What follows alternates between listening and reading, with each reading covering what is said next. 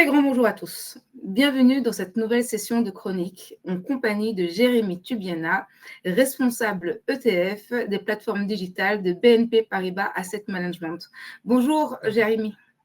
Bonjour à tous, bonjour Hélène. Alors, comme tous les mois, nous allons parler des flux dans l'industrie des ETF en Europe. Quelles sont les nouvelles de ce côté-ci?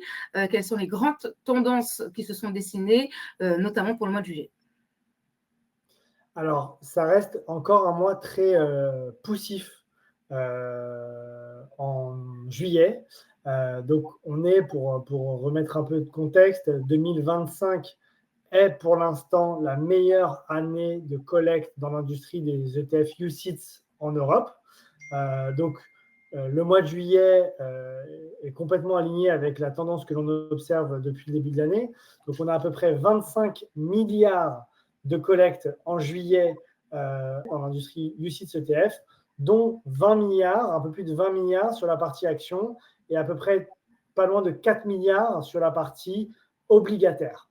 Quand on regarde un peu le détail sur la partie action, c'est principalement les ETF Action Monde qui ont collecté autour de 10 milliards, suivi des actions Europe pour 5 milliards. Et après, on voit les actions États-Unis et les actions émergentes pour autour de 3 milliards. Ce qui est intéressant de voir sur la partie action, c'est que historiquement, notamment les années précédentes, c'était plutôt les actions mondiales, les actions américaines qui collectaient principalement. Mais depuis le début de l'année, on voit vraiment une tendance forte sur les actions, la collecte sur les actions européennes. Sur la partie obligataire maintenant, les obligations US, États-Unis et Europe ont collecté de façon assez similaire.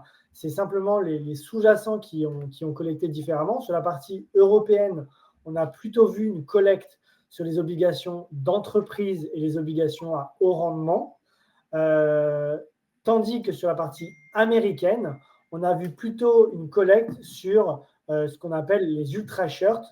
Ce sont les ETF à très courte maturité qui ont vraiment collecté au mois de juillet.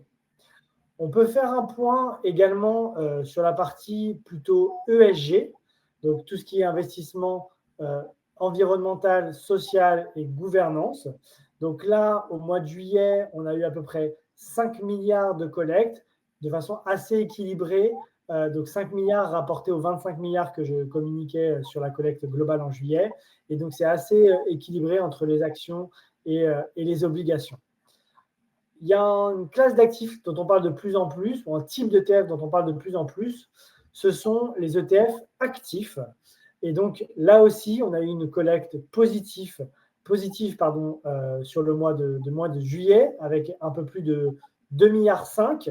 Et là, c'est principalement les ETF actions qui ont collecté sur la partie ETF actifs.